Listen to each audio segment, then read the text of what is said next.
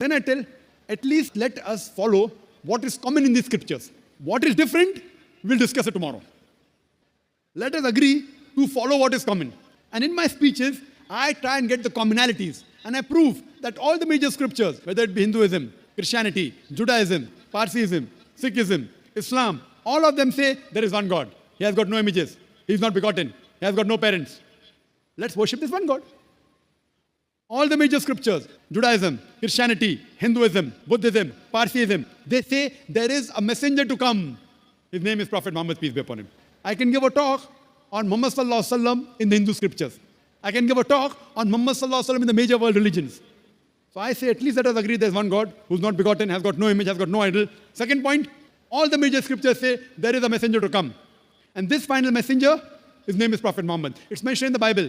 In the Gospel of John, chapter number 16, verse number 12 to 14, Jesus Christ, peace be upon him, says, I have many things to say unto you, but ye cannot bear them now. For he, when the Spirit of truth shall come, he shall guide you unto all truth. He shall not speak of himself. All that he hear shall he speak.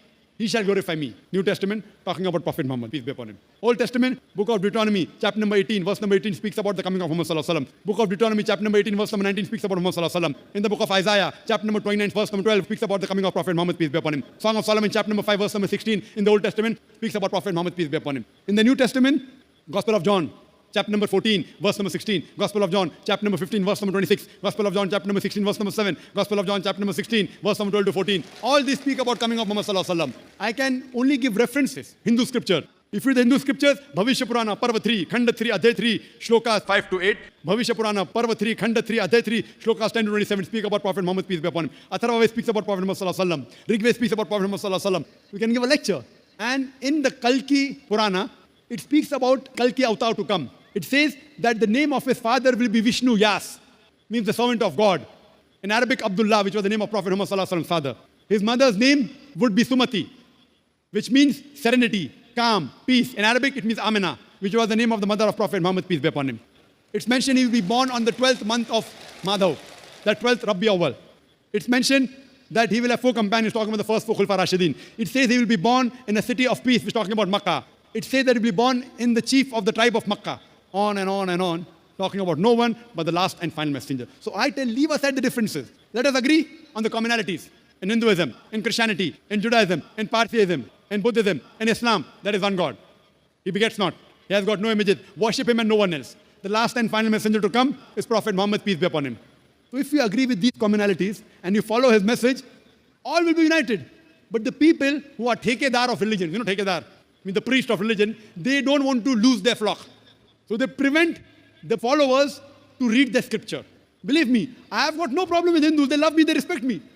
Believe me, people normally feel scared to speak about religion. I love it. And believe me, the non-Muslim respect me many a time more than the Muslims. When I walk through the customs, the non-Muslim customer says, Dr. Zakir Naik, jo bhi kahenge, sach ke siwa kuch nahi kahenge. He will speak the truth, nothing but the truth, as I'm taking oath in the court of law. So what we realize, we speak the truth. So I do agree with you, brother. The difference of intolerance is because of the religious priest, the religious leaders. Therefore, we have to make the scriptures common and come to a common term, and the whole humanity would be one brotherhood. Hope that answers the question, brother. Thank you, Dr. Zakir Naik. Yes, can we take a question on to my left, the mic behind? My name is Pascal. I'm a teacher by profession. I'm a Christian.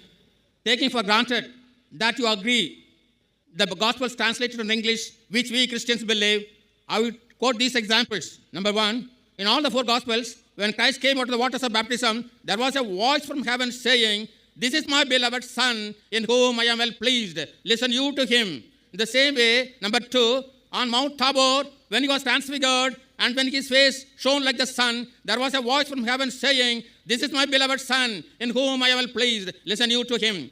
And several times, when he cast out the devils, they came out of the men proclaiming, thou Son of the living God, why have you come to torture us before the time? And again,